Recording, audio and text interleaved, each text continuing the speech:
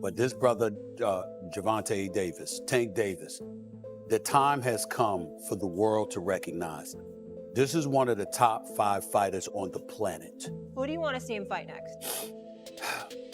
Shakur Stevenson, the fabulous boxer. The punch, I don't think he could take a punch from Gervonta Davis. Yeah. I don't see it. Gervonta Davis might be the best in the world. He can punch, he's a knockout artist. He can box, he's not given enough credit for it, okay? He closes, he finishes. Once he smells blood, he's like a shark in blood-infested waters, Molly. He will finish you, okay? And by the way, he is an elite boxer. Stephen A. Smith did not hold back at all, openly mocking Shakur Stevenson for failing to sign the contract for the Gervonta Davis fight. He argued that the real reason behind the hesitation is simple: Shakur cannot beat Tank. Smith went further by calling Davis the superior and more dangerous fighter who deserves far more respect than he currently receives. For legitimate fight purposes, Gervonta Davis, to me, is the #1 attraction in boxing. He's the #1 attraction in boxing. He will finish you. Yeah. He will close. And this brother comes, and he's one of those guys. They call him, the mini Mike, as a Mike Tyson. Yeah. He's willing to take a punch to give it now. Yeah. And I haven't seen him hurt. He got bruised. Yep. He might have bruises, but I ain't seen nobody wobble him. I ain't seen anybody. Gervonta Davis has repeatedly taken shots at Shakur Stevenson, labeling him a dull and overly defensive fighter who lacks genuine punching power. He argues that Stevenson simply cannot hurt opponents and fails to deliver the kind of excitement that fans truly crave. Davis believes that Shakur's style is not only ineffective but also unappealing to audiences and simply not the kind of boxing that draws real attention or generates serious interest. 5 contemporaries have a lot to say these days. Shakur Stevenson, well, of course he's now 135 after all that stuff, and then Devin Haney. Right, so why people even talk like he the best at, he didn't even fight at 135 yet. Right. He didn't even have power at 126, 126.30 or none of that. He is good. Okay. How can you, all that's just... Rolly Romero also weighed in with a strong opinion, claiming that Shakur Stevenson would not stand a chance against Tank. He argued that Shakur has yet to defeat any truly prominent or elite-level fighters, suggesting that his record simply lacks the kind of high-level wins needed to prove he could genuinely compete with someone of Tank's caliber. Romero also stated that when it comes to the 135-pound division, Tank holds the best and most impressive resume of anyone in it. Better resume than Tank at 135. Loma retired. Yeah, active. Shakur before he moved on? Shakur has a better resume. At 130. Who has Shakur beat? But who's Tank really like? Other than that, everyone Tank's beat became world champion. So tell me, that electrician dude was a good win at 35. The electrician. What you want about? Who he beat? Name me 3 Shakur opponents. I think Shakur, bro. But when you look at Tank, all right. So all right. Tell me. Oscar Valdez that had his jaw broken in 2018 that's been burnt out and off the juice for a while now. So who's Tank's best win? There's plenty of them. Who's Tank's best win? We all became world champion after. Fair enough. Romero also addressed Davis's ongoing personal troubles, saying that everyone goes through difficult moments in life and that outsiders rarely ever know the full story behind what someone is dealing with privately. He expressed his full support for Tank and added that he hopes to see him return to the ring as soon as possible and get back to doing what he does best. For me, it's sad, but Gervonta Tank Davis can't stay out of trouble. I know he's been bailed out, but just your thoughts on the whole thing? Just because his stuff went, everyone gone into some trouble, Just, like I said, when you're the big fish, all you gotta do is just keep to yourself, man, in reality. But like I said, at the end of it, we don't know what truly happened or any of that stuff. They could all say whatever, there's 2 sides to every single story. We'll see him return? Yeah, I want to see Gervonta Davis. Bro, he's one of the most entertaining fighters in boxing. Is he still as good as, if you look at the resume, no win in 18 months, etc., is he still as good? Can he still hang? He fought once in 18 months. Exactly. Well, dude, I'm saying activity's important in this game. Okay, well, he tried to fight, but, things happen, Against Jake Paul, Rolly. The what? Against Jake Paul, though. Yeah, but so what, man? So what, man? You part of the Tank fan club, that's fair. What? You're in the Tank fan club. Bro, I like Tank, bro. Tank's a great fighter, bro. Dude, they all want to talk bad about Tank, but man, dude, then everyone Tank beat ended up becoming world champion. Mike Tyson shared his bold prediction, stating that Tank is the only fighter truly capable of beating Shakur Stevenson. He praised Davis's explosive power, sharp timing, and natural killer instinct, suggesting that those specific qualities are what it would take to break through Shakur's slick and highly polished defense. Great fighter. He is a great fighter. You know, especially when he's serious about it. You know, I don't know if he's as serious as he used to be. When he was serious, he was a hell of a fighter. And nobody came close. He's the only one I gave a chance against Shakur and that guy, Gervonta Davis. They're scary fighters too. They're sophisticated. The other guys are sophisticated and mean.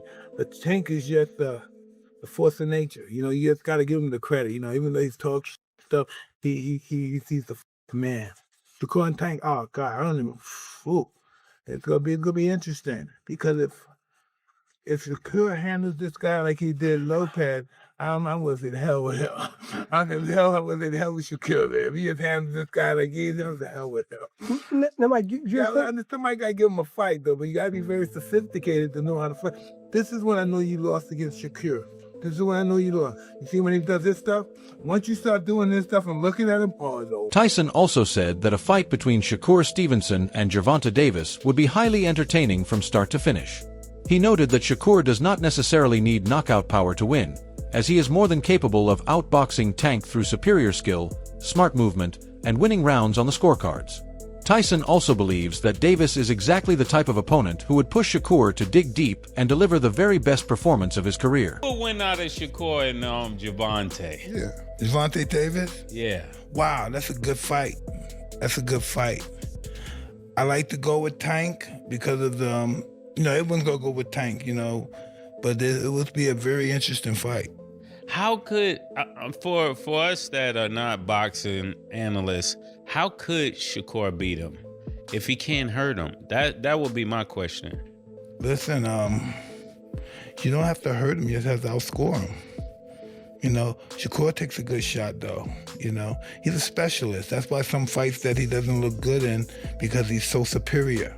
And it's boring watching sometimes. But he's a specialist. He knows what he's doing. He's hard to beat.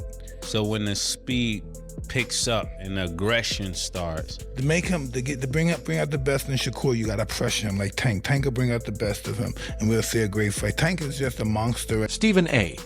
Smith said he wants to see Tank Davis move up to 140 pounds and start taking on bigger and more significant challenges.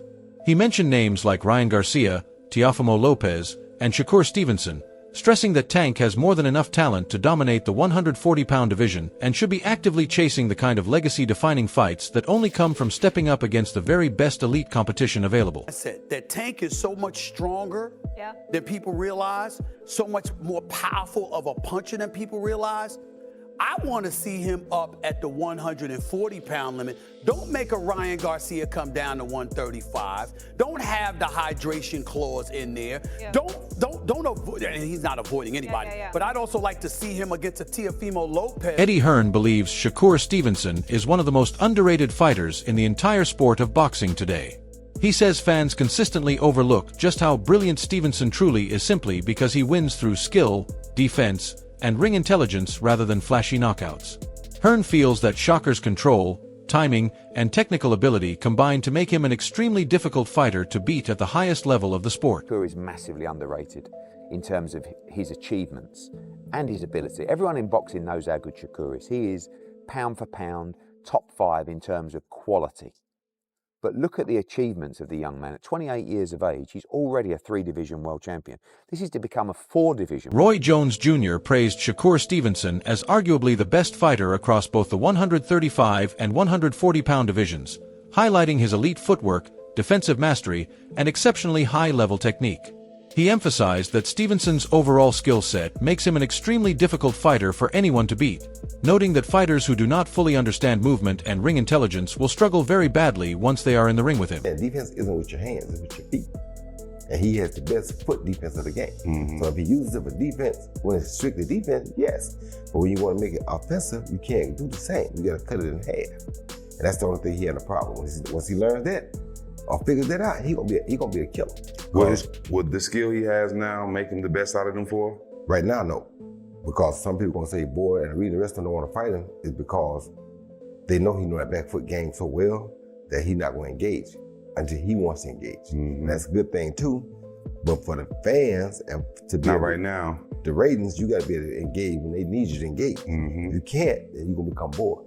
So he's not boring unless you don't understand boxing. Right. You understand boxing, he not. With current global tensions and shifting priorities reshaping the boxing landscape, Turki Alashik appears to be directing his focus more toward major high-profile fights, particularly those involving British stars like Tyson Fury and Anthony Joshua.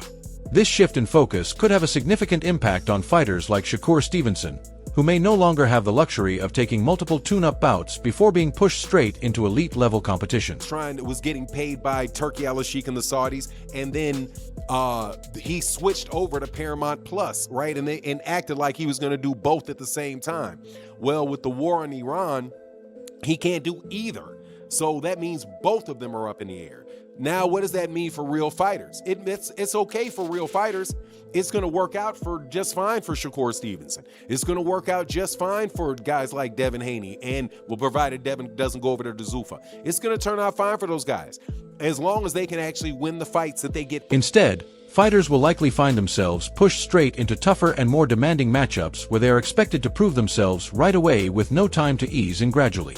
In the past, stars like Floyd Mayweather and Terence Crawford carefully built their way toward mega fights over the course of several carefully chosen bouts.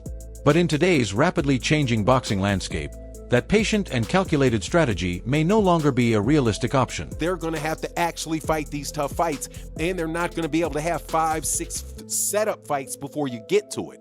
Because that's the game that I believe Shakur was playing. Because that's the game that Floyd Mayweather played. That's the game that Terence Crawford played, where they would take 3, 4, 5 fights before the actual big fight that people are talking about took place. That's what happened with Floyd and Manny Pacquiao. That happened with Terence Crawford and Errol Spence. Some people, well, it's both Errol and Terence that did it. No, whatever. Still, if both guys did it, then both guys took several fights before that took place, right? Big fights with money, good money in them. So Shakur now can't do that. Cannot do that. Number one, Matchroom Boxing, who was really running DAZN, let's be honest. Matchroom Boxing, which runs DAZN, because Matchroom actually is owned. Matchroom USA is actually owned in part by DAZN and by Sella, who is the Turkey people. They're going to be putting their resources and their efforts into British fighters. The Tyson Fury fight that they want to make with Anthony Joshua, if they can find some way to get that done. That's what they're going to be looking for. They're not going to be looking at the fighters that they had on undercards. It's just that simple. Shakur Stevenson was fighting on undercards for these guys. Devin Haney is fighting on undercards for these guys. Right? Keyshawn Davis fighting on undercards for these guys. Pretty much everybody that was at Top Rank fighting on undercards for these guys. They're not going to prioritize the undercards. Now, if Shakur truly wants access to the biggest fights and the biggest paydays the sport has to offer, he will need to be willing to accept those opportunities earlier and on more reasonable terms, without the luxury of a prolonged build-up leading into them. At the end of the day, the money is there for Shakur, but the money's going to be with Shakur. He's going to have to tuck his pride. James Prince is going to have to tuck his pride and go over there to the PBC, call Steven Espinoza if Al's not there anymore, and get this fight made. You know, and Shakur is somebody that could win the fight. The thing is that is going to be prohibited is that they're not going to allow Shakur to make 4 and 5, 6 different fights and get $1 million, $5 million each, run up $30 million, and then at the end, let's go for the big one. If you're going to get the big one, you're going to get the big one at a price that is a reasonable price, and then if you can win the fight, after that you become the big dog, right? Because you're the ones with the fans. The reason that Gervonta is the fan right now is because he's got the fan. Is the man right now is because he's got the. Many experts believe the main reason this fight has not happened yet comes down entirely to budget and the financial structure behind major boxing events.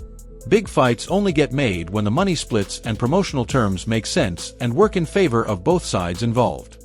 Promoters, networks, and fighters all need to come to an agreement on a deal that guarantees strong revenue for everyone at the table.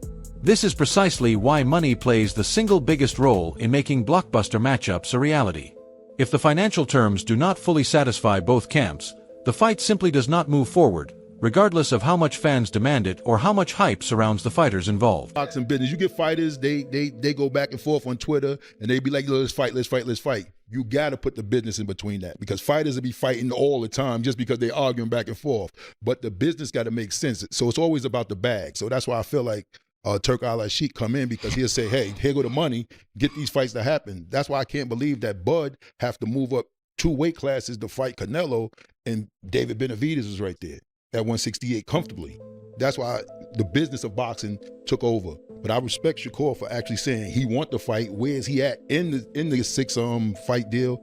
And where is he at in the 6 fight deal? Is his 3rd fight or something like that with Tank? It's a good question. It's early. It might be 2 or 3 fights in. You sure you're not freestyling? Shakur Stevenson made it clear that he is fully confident he will win the fight and genuinely believes it would be a true best versus best matchup at the highest level. He emphasized that when 2 elite fighters finally come face to face, the entire purpose is to settle once and for all who is truly superior in skill, timing, and ring intelligence. Stevenson added that he welcomes the challenge with open arms and sees it as a defining moment in his career where elite talent must be tested against elite opposition to mean anything. He also suggested that both fighters being at the absolute peak of their abilities is precisely what makes this matchup so exciting for fans worldwide, and that he is fully ready to step up and show exactly why he considers himself among the very best in boxing today. At the end of the day, you and Tank is a fight that should happen. It absolutely should happen, and I believe it will. I mean, you guys are both in charge of your career. I think it's a good style matchup. Like you said, the networks are out of the way. The promoters are out of the way. He's flexible, you're flexible. I don't see why it wouldn't happen. It's the best versus the best. Absolutely right. Let's make the best fight in boxing happen. And when you guys meet, how does that fight play out? Man, I ain't gonna give you no game. You think I'm gonna jump on the phone with Tank right after? No, I would tell you this. I'm gonna come out victorious. Okay. Yeah. That's what I stand by. Okay. That's what you gotta say. You're supposed to say that. No, right? it ain't what I'm supposed to say. Is what. Sean Porter argued that even though Gervonta Davis possesses devastating knockout power, he simply cannot beat Shakur Stevenson by trying to overpower him alone. He compared the matchup to Deontay Wilder versus Tyson Fury, explaining that elite skill, sharp defense, and superior ring control can effectively neutralize even the most dangerous raw punching power in the sport. Porter believes that Stevenson's movement, timing, and ring intelligence make him extremely difficult to hit cleanly, forcing opponents to think carefully rather than simply brawl their way through a fight. In his view, while Tank's explosiveness is genuinely dangerous, Shakur's technical mastery could allow him to control the pace, consistently win rounds, and frustrate power punching styles over the course of a full 12 rounds. He suggested that in fights like this one, discipline and smart strategy ultimately matter far more than single-shot knockout ability, which is precisely why Stevenson has a very real and legitimate chance to outbox even the most dangerous punchers in the entire sport of boxing. Shakur Stevenson, I'm going to say it here on the front page, and Tank, I love you, brother, and still would love to talk to you. 100. But when you get in there with Shakur, it's going to remind me of Deontay Wilder fighting Tyson Fury. Ooh. Yeah. Because what you going to do when you come across a motherfucker you can't knock out? Yeah. Only thing you going to do is just get more frustrated. That's a terrible analogy. I'm just saying. Only reason why I'm saying it's a terrible analogy is because Tank Davis. Remember, you've heard Coach Cal say this all the time. He says it's the same thing, and I know exactly what he means. We just waiting on somebody to pull it out of him. You ever hear him say that? Yeah, yeah. We got so much. It's just we ain't been able to show it because we ain't been able to show it because ain't nobody been able to pull it out of him. We looking forward to the big fights. We looking forward to the big matchups because those are the kind of people that's gonna pull it out of him. So with a fight with Shakur, you're gonna see this boxing style that you don't usually get from. Stevenson said that a potential fight between him and Gervonta Davis is bigger than boxing itself, pointing to the history, the rivalry, and the years of build-up surrounding the matchup. He explained that it is almost difficult to fully put into words because the fight already feels inevitable to everyone watching. Shakur believes it is simply a matter of time, stating that both fighters are the best in the division and that 2 elite talents at this level naturally have to meet in the ring at some point. In his view, The only way a fight like this fails to happen is if one fighter is not truly operating at that level or suffers an unexpected setback along the way. He also took time to analyze Tank's strengths, acknowledging his power but making it clear that Davis is far more than just a hard puncher. Stevenson described him as strategic, experienced, and patient, a fighter who breaks opponents down gradually and methodically over time rather than relying solely on one big moment. Boxing, I guess you could say, because of like the history and like everything that like went on. It's hard to even speak on it just because of the fact that we gotta fight. So at the end of the day, you feel that's gonna happen? Yeah, I know it's gonna happen. I mean, I'm the best, he the best. So when you got two guys that's the best, how can you not fight? Only way you could not fight if one of them guys ain't like that and somebody go off to lose or somebody take an L. But I think like with both of us, we both fighters that's really good fighters and on that level. From a boxing standpoint, what makes Tank Tank? We see the power, but it's gotta be more than that. Nah, he's strategic. He's setting guys up. He been boxing since a little kid, just like I've been boxing since a little kid. And you can tell like with the experience. Even with his last fight with Frank Martin, you can see Frank Martin was more so an amateur. Like the experience he got is not on the level of like Tank, and he just took off with experience. He let him waste his energy, gassed him out, and then round 8, okay, it's time to go home. When would you like to see that fight happen? Whenever. I think that I'm ready for it, he ready for it, we both in our primes. It can happen next, it can happen next year, it can happen whenever he say, let's... Steven Espinoza highlighted the missed opportunities that have surrounded Gervonta Davis's career, particularly the big fights that came close but never fully came together. He noted that Davis was very close to facing Vasily Lomachenko at one point, but the deal ultimately collapsed when Lomachenko pulled out of negotiations. Espinoza also pointed to the ongoing discussions involving Shakur Stevenson, explaining that Shakur preferred a multi-fight agreement rather than a single one-off bout against Tank. According to Espinoza, these differences in negotiation approach and the complexities of promotional deals have played a major role in delaying what fans consider to be dream matchups in boxing.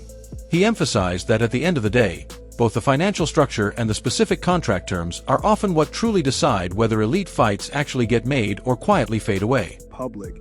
Can you understand why the public is just like, bruh, fight somebody else, fight somebody quote unquote better, just from the public standpoint? Can you understand that? Yeah, I certainly get it. You know, and people have a short memory. They tend to forget that, you know, he was very close to fighting Lomachenko, and then Lomachenko pulled out.